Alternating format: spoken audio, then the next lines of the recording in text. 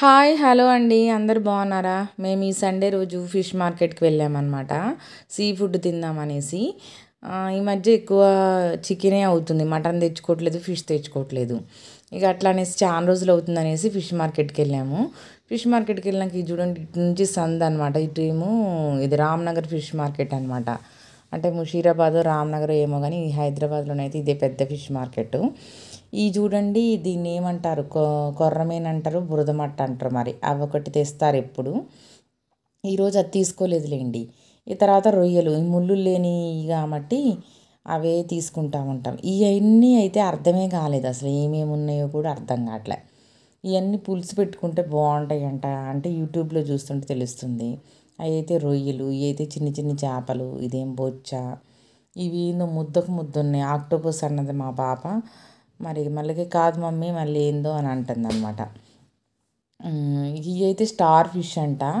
Star fish సంగతి తెలుసు కదా. స్టార్ ఫిష్ ఒక దాంట్లో టబ్బులో వేసామనుకోండి, అది పొద్దుగూకులు ఉరికిస్తూ ఉంటుంది అనమాట వేరే చేపల్ని.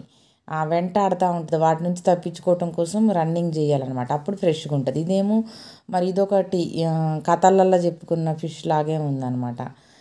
ఫిష్ కథలు చెప్పేటప్పుడు ఉంటుంది చూడండి, అలాంటి చేపలాగా ఉంది. ఇదేం ముద్దకు ముద్ద ఉంది.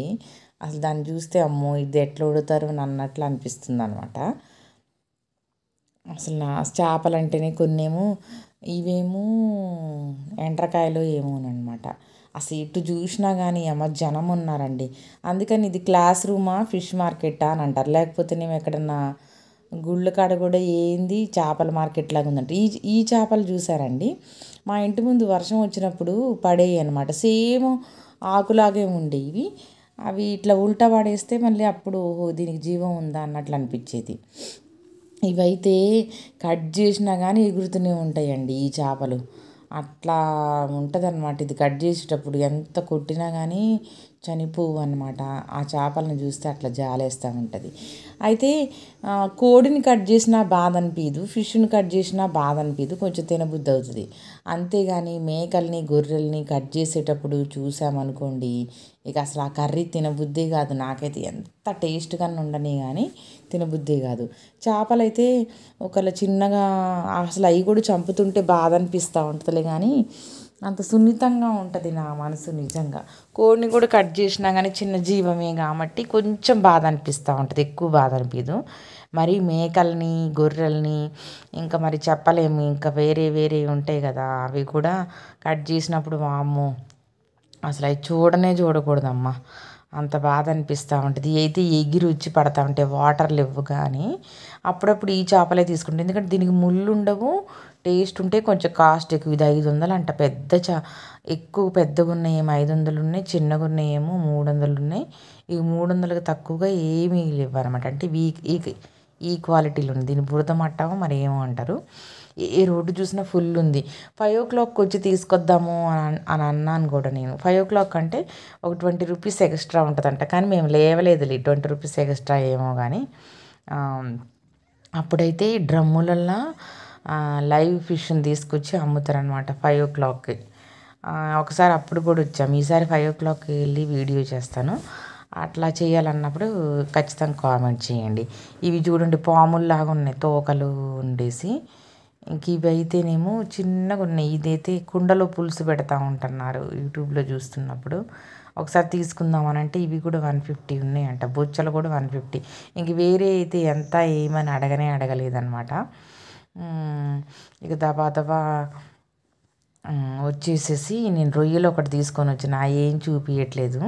రొయ్యలు తీసుకొని వచ్చి అది బిర్యానీ లాగా చేసిన. అంటే ఫస్ట్ చేయడం అనమాట. అంటే బాగానే కుదిరింది. ఫస్ట్ ఎట్లా మళ్ళీ వీడియో షూటింగ్ చేస్తాం, మళ్ళీ కుదిరిందో కుదరదో అని, కుదిరినాక వీడియో తీద్దాంలే అనేసి ఫస్ట్ కాబట్టి రొయ్యల బిర్యానీ తీయలేదనమాట. అడిగితే వాళ్ళు 150, హాఫ్ కేజీ కూడా ఇవ్వమని అన్నారు. మళ్ళీ కేజీ వడవద్దు, మళ్ళీ కుదరకపోయినా ఇక్కడ కటింగ్ గోలు చూడండి, తోలు తీసి ఎండేస్తామని అంటానే అట్లుందన్నమాట. మొత్తం తోలు తీసేసి ఒక పక్కనేమో ఈయనేమో నరికిస్తున్నాడు, ఈయనేమో తోలు ముళ్ళులు తీసేస్తున్నాడు. ఈయననే ముళ్ళులు తీసేస్తున్నాడు, ముళ్ళులను నరికిస్తున్నాడు అనమాట. ఆయన తోలు తీసేస్తున్నాడు. నువ్వు తోలు తీసి ఎండేస్తానికి తిడతారు చిన్నప్పుడు. మళ్ళీ ఇంకా చేపను రాకినట్టు రాకుదా నిన్ను, దవడపళ్ళు ఇరుగుతాయి అని అంటారే, అట్లుంది ఇది సంత మార్కెట్ చూస్తే. అట్లాంటి తిట్లు ఎందుకు తిడతారా అని అనుకునేది, ఇది చూసినప్పుడు అనిపిస్తుంది అనమాట. కటింగ్ వాళ్ళకి కూడా ఫుల్ బిజినెస్ అండి, అమ్మే వాళ్ళకేమో కానీ క్లీన్ చేసే వాళ్ళకే ఎక్కువ డబ్బులేమో అనిపిస్తుంది. కానీ ఆ గలీజ్ భరించటం అమ్మో అనిపిస్తుందండి. అబ్బా అసలు ఎంత అంటే అంత ఘోరంగా. ఆయనైతే అటు సైడ్ ఆయనైతే పెద్ద చేప అనమాట, అది ఒక 10 kgs ఉంటుందేమో, టకా టకా నరికేస్తున్నారు. ఏ మాత్రం స్లిప్ అయినా కానీ షార్ప్గా ఉన్నాయి ఆ కత్తులు. భయం వేస్తూ ఉంటుంది. అన్ని ఐస్ బాక్సులు, నీసు వాసన అట్లా ఉంటుంది. ఈయన చూడండి పెద్ద చేప, ఇది కూడా 10 kgs దాకా ఉంది. తీసేస్తా ఉన్నారు. ఇక అయిపోయింది. ఇక మేము ఇంటికి వెళ్ళిపోదామన్న దారిలోని ఈ పెద్ద ఆయన తీస్తూ ఉంటే అసలు అది భలేగా అనిపించింది అనమాట. అట్లాంటి కండ ఉన్నదైతేనే పిల్లలకి పెట్టడానికి బాగుంటుందండి.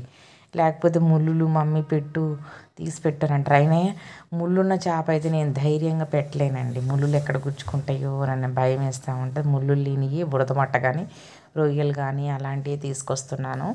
ఒక్కోసారి అన్నీ ట్రై చేయాలనిపిస్తుంది కానీ ఏమో ఈసారి చూడాలి. చేపల పులుసు ఇష్టమా, ఫ్రై ఇష్టమా కామెంట్ చేయండి. బాయ్, ఉంటాను.